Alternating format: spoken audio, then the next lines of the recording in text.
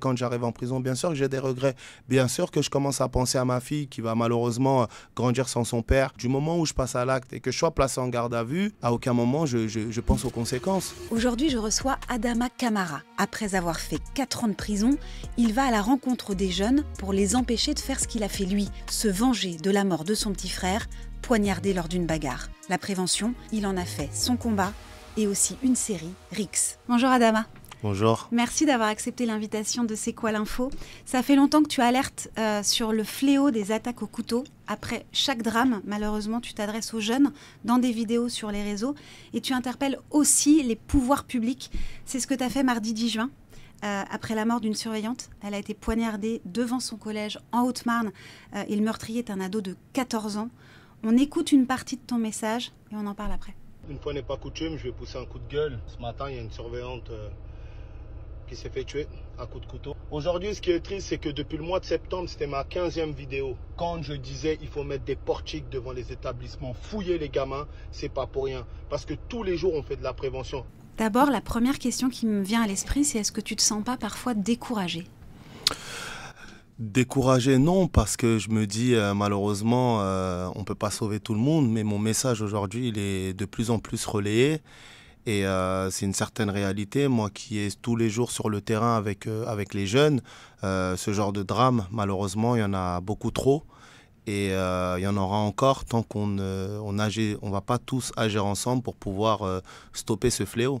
Mais t'as pas l'impression de répéter tout le temps la même chose et d'être pas entendu par les jeunes, on va y revenir, mais aussi par les pouvoirs publics. Quand on a vu qu'il a fallu la mort de Elias en janvier, tué pour son téléphone dans le 14e arrondissement à Paris, et que c'est à ce moment-là que les autorités ont décidé de mettre des fouilles de sacs en place devant les écoles.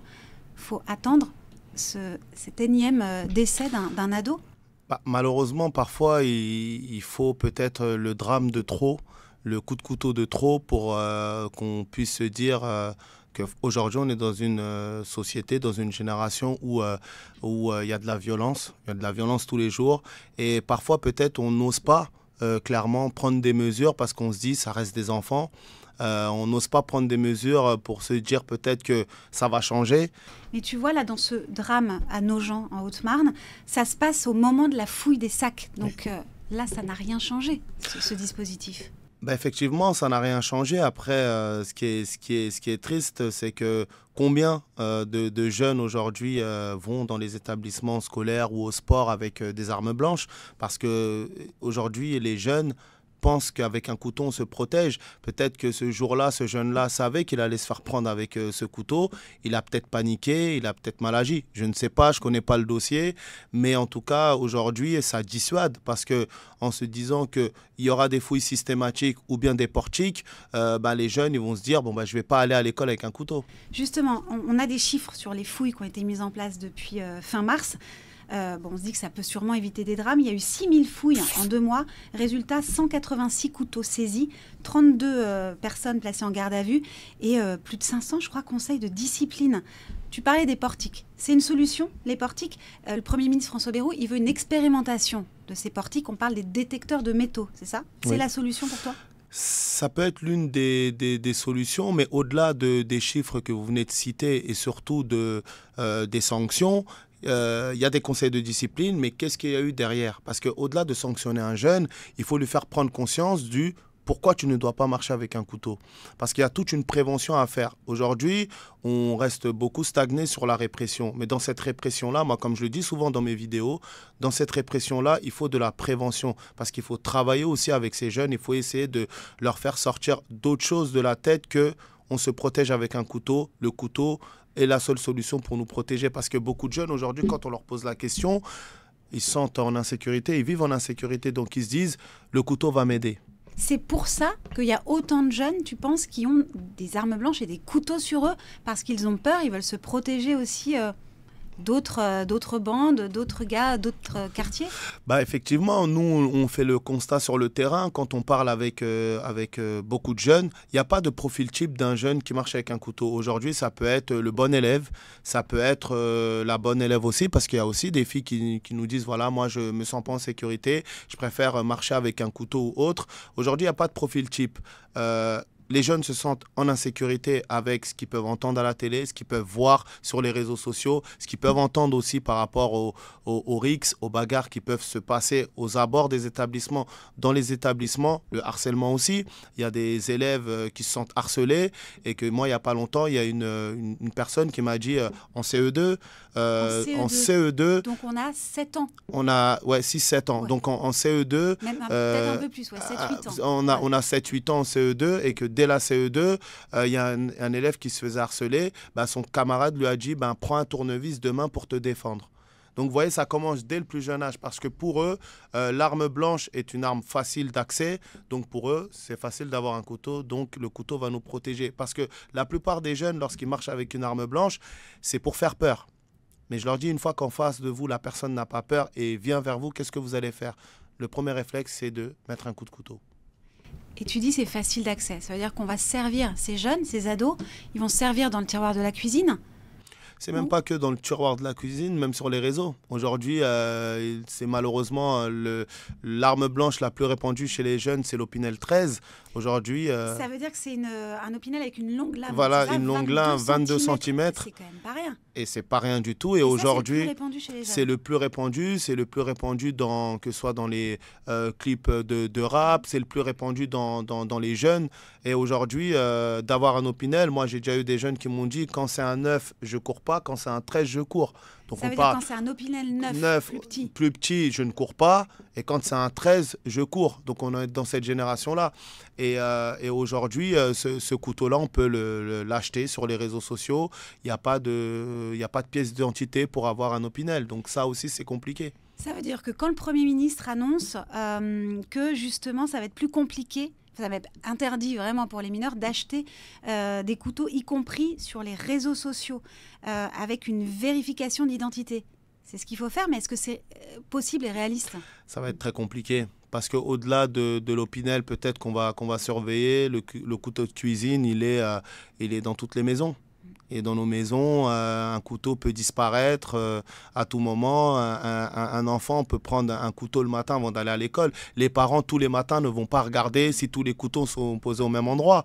Ou peut-être même si on met un numéro de série sur chaque couteau pour peut-être voir à qui appartient le couteau. En fait, c'est très compliqué. Et c'est pour ça qu'il faut surtout pas interdire, il faut le faire. Mais moi, je pense qu'il faut déjà travailler dès le plus jeune âge pour leur dire ne marchez pas avec des couteaux. D'ailleurs, marcher avec des couteaux, en fait, c'est puni par la loi. On n'a pas le droit, même les majeurs, mineurs, on n'a pas le droit de se déplacer avec un couteau, sauf pour un motif légitime. Et ça, c'est aux forces de l'ordre. S'ils nous arrêtent de voir si c'est légitime ou pas, si on va pique-niquer en famille, par exemple, ça peut être un motif. Mais c'est quand même puni, je crois, jusqu'à 15 000 € d'amende et 1 an de prison. C'est bien des fois de rappeler la loi. Je t'ai entendu dire dans une de tes vidéos que, en fait, la prévention commence par la répression. Tu assumes ces propos?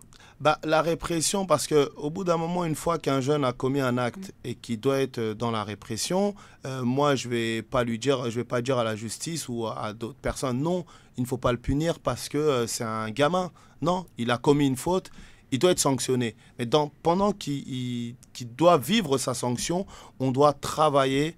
Admettons, je prends un exemple. Un jeune qui va en prison pour X années. On sait que les peines sont divisées par 2, il y a l'excuse de minorité.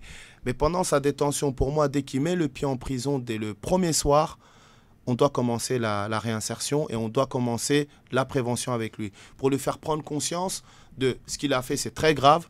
C'est pas pour rien que tu es en prison. C'est pas madame la juge qui t'a envoyé en prison. C'est tes actes qui ont fait que tu es en prison aujourd'hui et on doit travailler ta sortie pour éviter de te revoir. Dès le premier soir. Dès le premier soir. Alors là, tu nous parles de prison et il faut que tu nous expliques pourquoi. Tu as fait 4 ans de prison. Tu peux nous raconter? Malheureusement, j'ai été en prison parce que moi, en 2011, j'ai un petit frère qui s'est fait assassiner à l'arme blanche à la gare de Gare Charcel. Pour une histoire banale, il s'est embrouillé avec un ami à lui. Ils sont battus, un tête-à-tête qui a mal tourné parce que mon frère avait gagné ce jour-là. Quelques semaines après, ils se sont revus, ils se sont rebattus.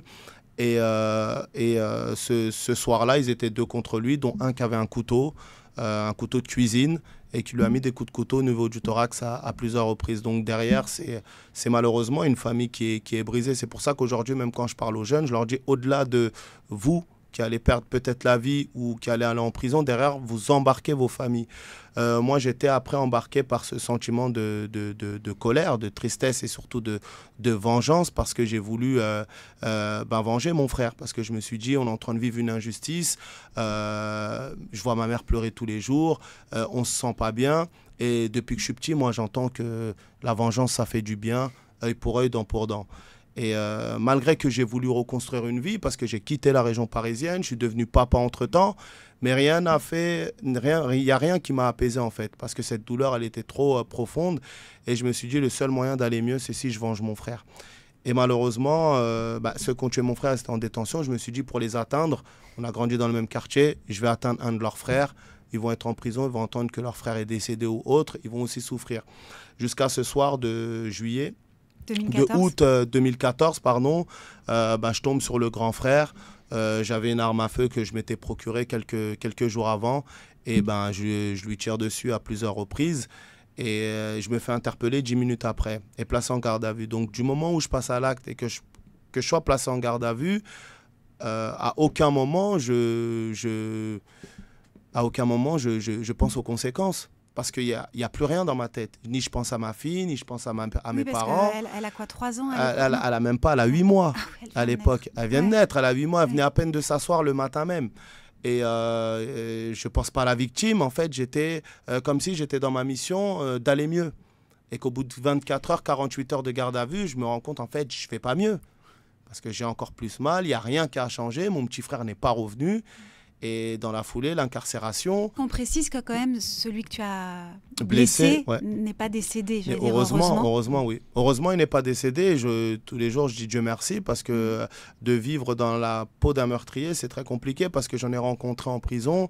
Et même si beaucoup de familles de victimes aujourd'hui pensent que des personnes qui ont commis des actes irréparables et qui sont bien en prison, c'est une fausse image qu'on se fait de la prison. Mais tu disais, voilà, je ne me rendais même pas compte pendant ma garde à vue des conséquences que ça allait avoir sur ta propre famille déjà.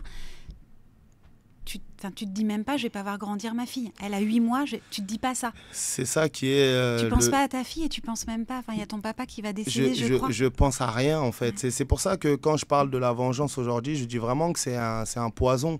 C'est quelque chose qui nous entraîne dans le plus sombre de nous et qui nous fait oublier tout ce qui nous entoure. Tout l'amour qui nous entoure parce qu'on est tellement dans une tristesse, dans une haine qu'on se dit, on pense à rien. Et bien sûr qu'après, j'ai des regrets. Et quand je me rends compte que je n'ai pas tué la personne, je suis heureux, je suis content. Mais quand j'arrive en prison, bien sûr que j'ai des regrets. Bien sûr que je commence à penser à ma fille qui va malheureusement grandir sans son père.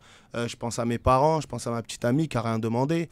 Elle venait d'être maman, elle avait à peine 21 ans. Elle va se retrouver à devoir assumer une fille toute seule et un mari en prison. Donc voilà, après cette longue incarcération, effectivement, mon papa décède. Et avant qu'il parte, j'ai une longue conversation avec lui où il m'explique, il me dit, tu vois, parce qu'il m'avait toujours déconseillé la vengeance. Il nous avait toujours parlé et il me dit, tu vois, la vengeance aujourd'hui, elle t'apporte quoi? Elle t'apporte rien du tout parce qu'au final, tu es en prison, ton frère n'est pas revenu, tu vois pas ta fille grandir. Malheureusement, je vais partir, tu vas pas être là. Donc moi, quand j'avais besoin de lui, il a été présent pour moi. Il n'a jamais eu besoin de moi, sauf une fois peut-être pour l'enterrer. Et je n'étais pas présent. Donc vous voyez, dans tout ça, quand on vit toutes ces choses-là, j'explique aujourd'hui aux jeunes qu'on ne se rend pas compte des conséquences. Parfois, on commet des actes. Moi, quand je suis rentré en prison, je ne me suis jamais dit je vais sortir de prison, j'aurai plus de papa. Ça, j'ai imaginé tous les scénarios. Je vais prendre une peine à 2 chiffres. Ma fille, elle aura tel âge. Mais je ne me suis jamais dit que j'allais perdre un membre de ma famille pendant mon incarcération.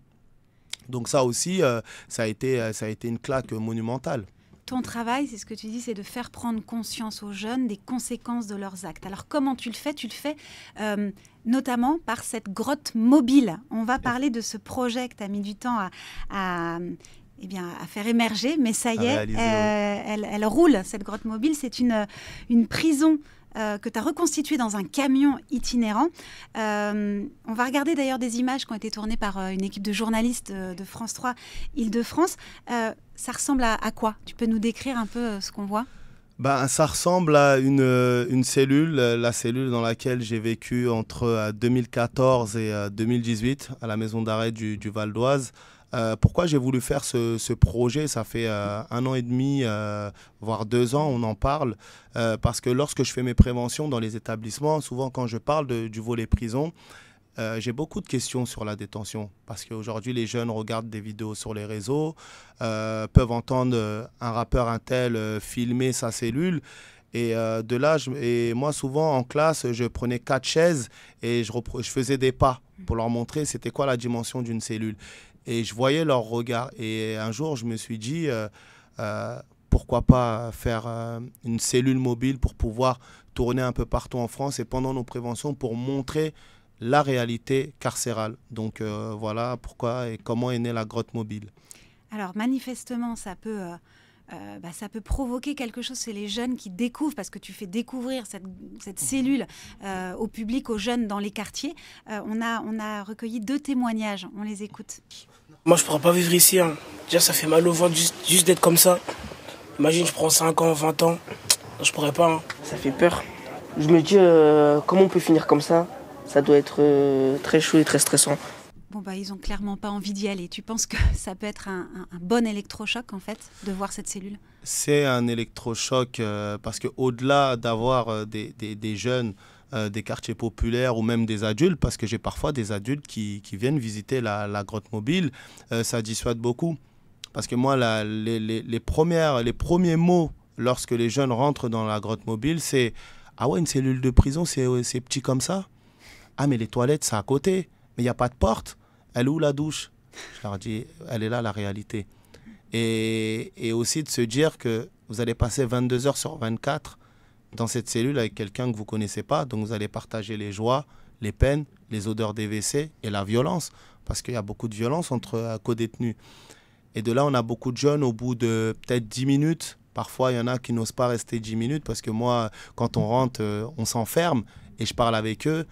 Et il y a des sourires avant de rentrer. Et souvent, quand ils sortent de la grotte mobile, ils se disent « Ah non, c'est, comme ils disent, c'est chaud. » Oui, c'est chaud. C'est ce chaud. que disait un de ces jeunes. En fait, tu essaies de les ramener au réel. Bah, effectivement, je leur ramène face à la réalité de ce qu'ils peuvent vivre si ils prennent le chemin de toutes ces violences. Demain, la prison, c'est pas que pour les quartiers populaires, c'est pas que pour un type de personne. N'importe qui peut aller en prison. Et c'est ce que j'essaye de faire prendre conscience, parce que de voir une vidéo qui dure 1 minute ne reflète pas 24 heures en prison. C'est ce que j'essaie de leur faire comprendre, toujours avec des choses réelles. Oui, parce que ce qu'ils voient aussi sur les réseaux, c'est si on a une console de jeu, on fait du sport, on a des téléphones, on est tranquille. On a même des séries aujourd'hui que moi je ne regarde pas. Il y a des séries sur la prison, sur voilà, des influenceurs qui font des vidéos, ils sont en prison, ils en rigolent. Mais je me dis, s'ils savaient. Moi, j'ai vécu la prison pendant plusieurs années, des tentatives de suicide, des suicides, de la souffrance, on en a vu. Donc, il n'y a rien de drôle dans la prison. C'est pour ça qu'aujourd'hui, je leur fais prendre conscience avec la grotte mobile et je leur dis aussi, au-delà d'être vous incarcérés, vous enfermez vos familles. Parce que c'est vos mamans qui viennent vous voir au parloir, c'est vos femmes, et il y a très peu d'hommes qui vont au parloir. Très peu d'hommes, c'est-à-dire très peu de pères et de... Très peu d'hommes, très peu de pères, très peu de frères, très peu d'amis. Et la majorité, c'est beaucoup les femmes. Un jour, je l'ai fait le test avec les jeunes, parce que quand je leur dis c'est beaucoup plus les femmes, ils me prenaient un peu à la rigolade. On est parti pendant 2 tours devant une maison d'arrêt. Je leur ai dit regardez. Et la majorité, c'était des femmes. C'est-à-dire que les potes, ils viennent pas.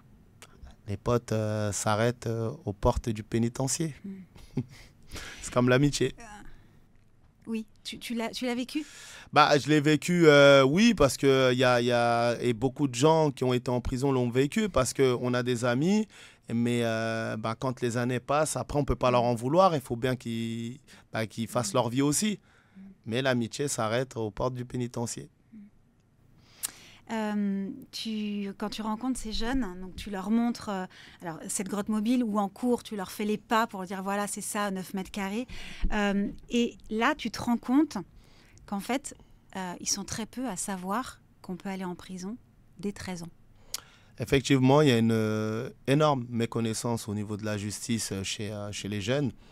Et moi, je pense que il faut plus en parler et même le mettre. Je pense je ne sais pas s'il est sur le programme scolaire dans l'année, mais je pense qu'il faut le mettre dès le plus jeune âge pour qu'ils puissent prendre conscience qu'à partir de 13 ans, s'ils commettent un acte et que le juge décide de les envoyer en prison, ils ont l'âge d'aller en prison. Et parfois, à 13-14 ans, c'est des classes de 4e, 3e. Quand je fais des mises en situation où, admettons, ils ont participé à une rixe jusqu'à un mort et qu'on arrive à, bon, le juge décide de vous envoyer en prison, qui va en prison, il y a des jeunes qui me disent c'est mes parents. Et quand je leur dis maman ou papa, la majorité, ils envoient leur papa. Un papa, il va aller en prison à ma place. Et ça leur va? Enfin, je veux dire, ça les dérange pas trop? Parce que c'est pas concret. Mais... c'est pas concret, mais c'est de se dire, ils vont aller jusqu'à là où ils se retirent une responsabilité de dire, bon, c'est papa qui va aller en prison. Et quand je leur dis, bon, si demain vous faites quelque chose dans l'établissement, que vous avez 2 heures de colle, c'est papa qui va faire les 2 heures de colle? Non, c'est nous. Je dis, pourquoi vous envoyez papa en prison? Oui, mais parce qu'il est responsable de nous. Je dis, mais à l'école aussi. Et de là, ils disent, non, mais parce que j'ai pas l'âge d'aller en prison. Et quand je leur dis, si à partir de 13 ans, on est responsable pénalement, ils disent, ah ouais, on peut aller en prison. Eh oui. Et est-ce que c'est dissuasif? Est-ce que ça marche? En fait, ma question, c'est ça. Quand tu revois ces jeunes, ça t'arrive de revoir des jeunes que tu as rencontrés. Est-ce qu'il y a quelque chose qui a changé? Est-ce que c'est pas vain? Est-ce que tu vois les résultats? Non, je vois beaucoup de résultats. Vous savez, aujourd'hui... C'est encourageant de nous dire ça. Non, mais bien sûr, parce que à chaque fois que je vais faire une vidéo, du mois de septembre à aujourd'hui, je suis à 15 vidéos quand même. 15 morts. 15 décès. 15 décès causés par des mineurs à l'arme blanche. Et on a l'impression, quand on voit mes vidéos, même des fois en commentaire, les gens me disent « Mais ça sert à rien, Adama, pourquoi tu continues à faire des vidéos ?»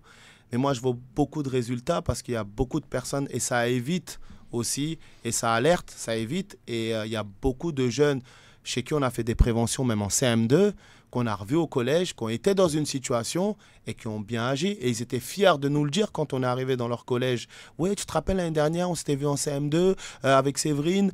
Et voilà, regarde Adama, aujourd'hui, on a eu ça. Séverine qui t'accompagne, ma elle collègue, est là, on lui fait un petit coucou. Elle bosse à l'association SADA. C'est ça, et on fait beaucoup de prévention chez les CM2 ensemble. Et quand on a ça, sur le retour, on se dit, voilà, on ne se lève pas pour rien, quoi. Il y a des résultats. Beaucoup de jeunes qui vont aussi m'écrire sur mes réseaux sociaux en me disant, voilà, Adama, j'étais dans une situation de rixe. Voilà, est-ce que tu as des conseils à me donner? Jusqu'à on a mis un numéro vert. Je voulais qu'on en parle à la toute fin, mais parle-en, vas-y. En fait, pourquoi on a décidé numéro prévention rixe? Parce que je recevais beaucoup de messages, que ce soit sur TikTok ou Instagram. Et là, je me suis dit, en fait, les gens ont besoin de parler. Ils ont juste besoin d'une oreille pour les écouter. Et on s'est dit, vas-y, on va sacrifier un numéro de téléphone et on va le mettre en numéro vert. Et donc, voilà, des personnes nous appellent. C'est un numéro de portable. C'est un numéro de portable personnel qu'on peut donner. 06 81 82 43 05. Et quand on a lancé ce numéro vert, la première journée, on a reçu plus de 50 appels venant de toute la France. Des jeunes de Troyes, Reims, Bordeaux, Lyon, des jeunes, oui, c'est le numéro RIX, je voulais vous raconter une situation de RIX. Et là, on s'est rendu compte, on s'est dit, en fait, la France est gangrénée par ce problème-là.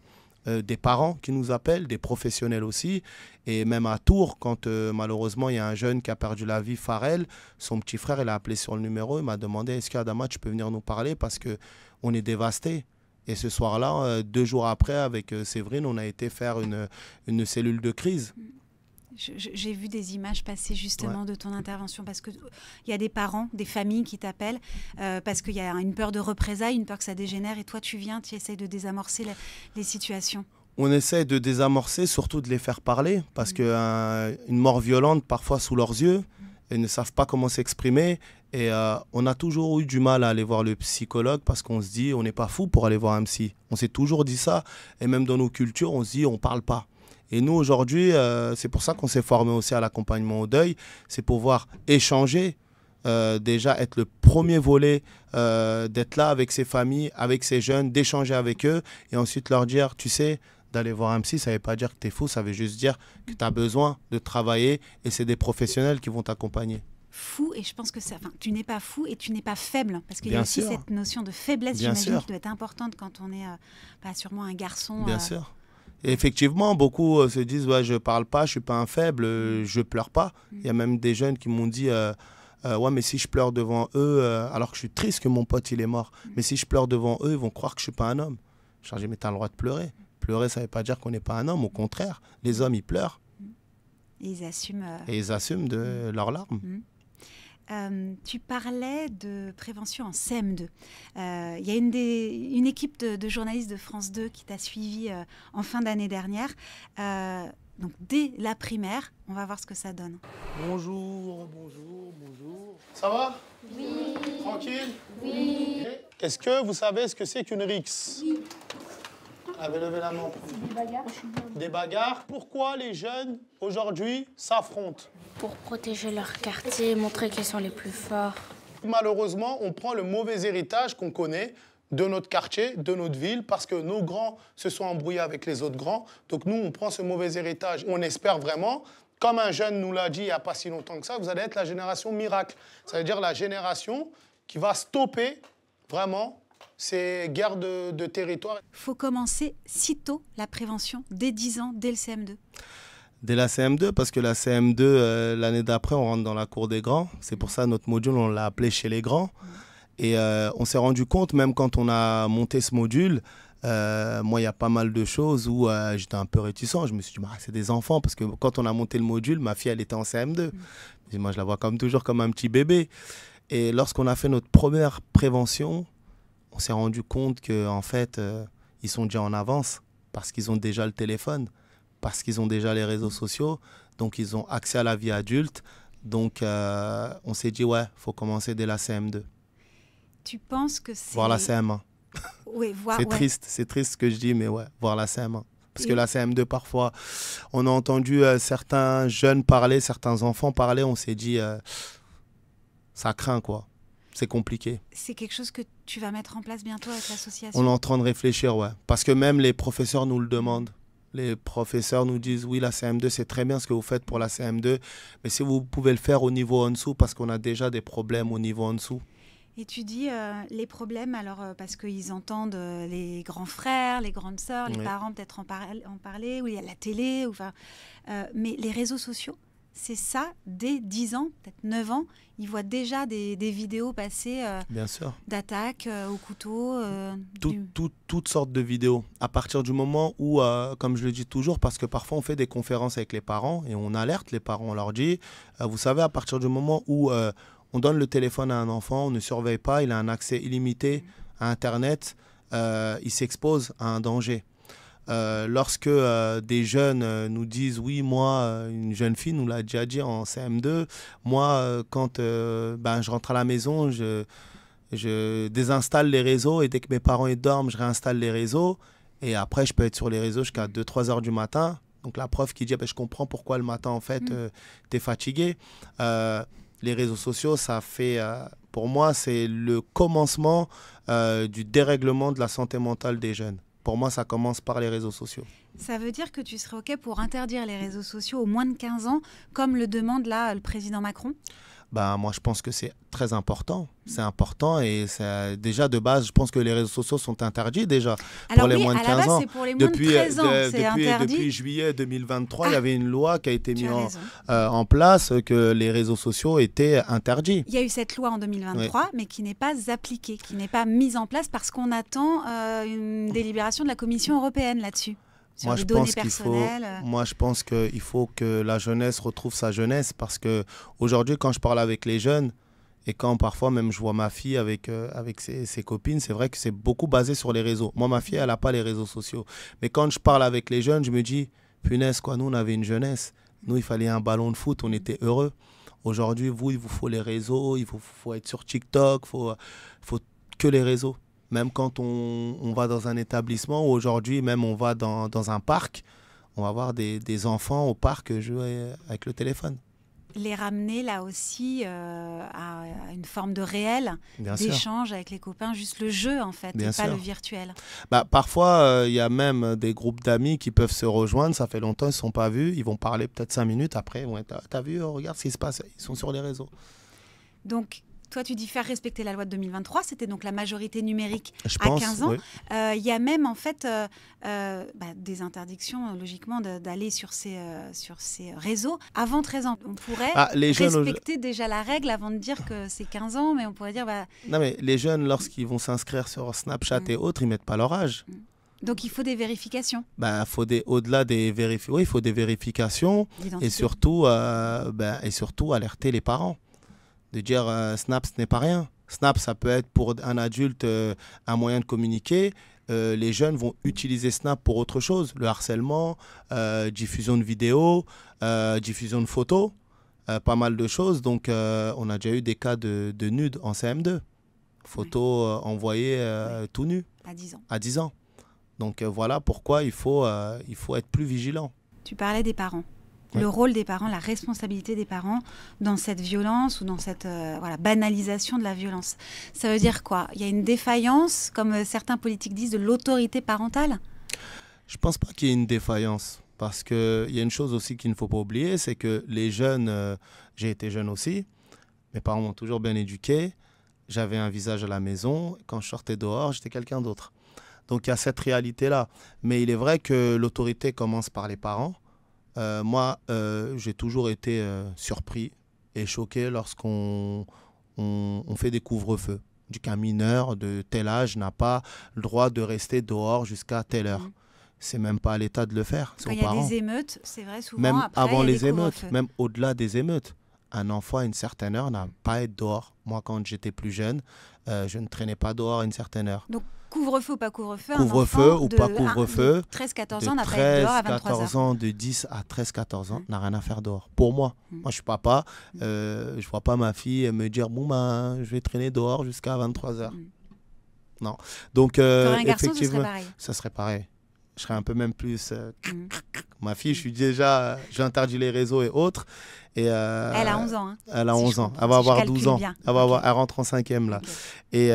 Et effectivement, ça commence par les parents. Et ensuite, par les institutions. Faire respecter les institutions. Et voilà. Mais oui, ça commence par les parents. Mais il y a des parents qui se sentent aussi un peu perdus, un peu désemparés, je pense, et qui n'arrivent pas à mettre de l'autorité dans la famille ou à s'imposer. Tu en vois, j'imagine, des parents qui sont perdus. Effectivement, ça peut arriver, mais ces parents-là, parfois, n'en parlent pas pour pas qu'on les juge. Parce qu'aujourd'hui, on a tendance aussi à juger rapidement les personnes. Moi, comme je le dis, aucun parent n'est sorti de la maternité avec un mode d'emploi. Comment éduquer son enfant, ça serait sympa, peut-être une chose à faire. Mais la réalité, c'est qu'il faut accompagner ses parents. Voilà pourquoi nous, on fait des groupes de parents et que parfois, il y a des parents qui se lâchent. Ils nous disent, voilà, moi, je suis en train de vivre ça. Et le fait d'en parler aujourd'hui, je vais peut-être trouver une piste d'aide. Mais forcément, quand on n'en parle pas, on veut toujours montrer que ça va. Parfois, on peut être débordé, on peut être submergé et ça peut être trop tard. Donc, quand c'est un des projets du ministre de l'Intérieur, Bruno Retailleau, quand on a à l'idée de supprimer les allocations familiales aux parents défaillants, c'est comme une double peine pour toi? C'est une double peine et je ne vois pas l'intérêt. Personnellement, je ne vois pas l'intérêt de supprimer. C'est pas les Est-ce que les jeunes même pensent aux allocations? Parce que parfois, moi, quand j'entends ça, je me dis, les jeunes, ça ne les regarde pas. Un parent, on doit l'accompagner avant de le sanctionner. Mais si on veut accompagner ce parent et que ce parent reste négligent, on doit le sanctionner. Il n'y a pas de souci. Mais les parents ont besoin d'accompagnement. Moi, parfois, quand il y a des meurtres et qu'on dit que c'est la faute des parents, aujourd'hui, j'accompagne aussi des parents d'agresseurs, des parents d'assassins, et qui me disent, regarde Adama, je lui ai tout donné à mon enfant. Je lui ai tout donné, je l'ai toujours bien éduqué. Aujourd'hui, je suis la maman du meurtrier. Pourtant, je travaille pour lui. Il a besoin de ça, je lui donne. Il est même dans des écoles privées. Mais regarde, ça n'a pas empêché. Donc, qu'est-ce qu'on doit dire à cette maman qui s'est toujours battue ou à ce papa qui s'est toujours battu pour son enfant? Qu'est-ce qu'on doit lui dire? Quand je t'écoute, je me rends compte qu'en fait, il n'y a pas une solution miracle, une solution magique. Il y a un ensemble de choses à mettre en place collectivement. Parce que Bien sûr. tu t'adresses aux jeunes, tu interpelles les pouvoirs publics, mais tu fais aussi des groupes de parents. En fait, j'ai l'impression que c'est comme si tout le monde avait une petite pierre. Il y a les enseignants aussi, tu en Bien as sûr. parlé, il y a les psychologues. Chacun peut mettre sa petite pierre à l'édifice. Parce que les jeunes, souvent le jeune a affaire à tout le monde. Il a affaire à ses parents, il a affaire à l'école, il a affaire aux éducateurs, il a affaire aux associations qui viennent faire de la prévention. Demain, si malheureusement il se passe mal, il aura affaire à la police, il aura affaire aux pompiers, il a affaire à tout le monde. En fait, c'est qu'ensemble qu'on pourra trouver la bonne recette. Parce que chacun a ses ingrédients, c'est avec tout le monde qu'on fera la bonne recette pour pouvoir sauver cette jeunesse. On parlait de ton numéro vert, Prévention RIX, tout à l'heure. Tu es un peu débordé, hein, tu me disais ça avec Séverine au téléphone quand on s'est pour préparer l'interview. Ça veut dire que là, tu as l'impression qu'il n'y a jamais eu autant de jeunes en détresse, il n'y a jamais eu autant d'attaques au couteau. C'est quoi? C'est le pire, là? On n'a jamais vu ça? Moi, je pense qu'aujourd'hui, les langues se délient un peu plus qu'avant. Avant, on pouvait avoir des personnes qui vont perdre la vie, qui vont se taire. Des familles qui vont se taire. Aujourd'hui, avec les réseaux, et aujourd'hui, parce que aussi moi-même, j'ai voulu donner la parole aussi à ces familles de victimes. Aujourd'hui, les langues se délient. Quand en 2021, avec France TV /, on fait la série RIX, c'était une première. On allait dans les familles de victimes, chez les familles de victimes, pour qu'ils nous parlent de ce qu'ils vivent depuis la mort de leurs proches. Quand on fait la saison 1, on a du mal à convaincre les familles. Et aujourd'hui, on est en train de préparer. On a fait la saison 2, on prépare la saison 3. Au contraire, dès qu'il y a un meurtre, aujourd'hui, ils veulent en parler. Parce qu'ils veulent montrer à tout le monde leur souffrance, comme des mamans ou des papas qui, malheureusement, sont de l'autre côté, qui ont des enfants assassins, qui veulent nous dire « Je ne suis pas un mauvais parent. Mon fils a commis un acte, c'est mon fils, c'est pas moi. » Témoigner pour aider les autres. Est-ce que tu as besoin de bénévoles pour ce numéro? Oui, on a besoin de bénévoles, on a besoin des pouvoirs publics, on a besoin de l'État, on a besoin de tout le monde en fait. Parce que c'est qu'ensemble qu'on pourra essayer de sauver un maximum. Même si je reste conscient qu'on ne peut pas sauver tout le monde.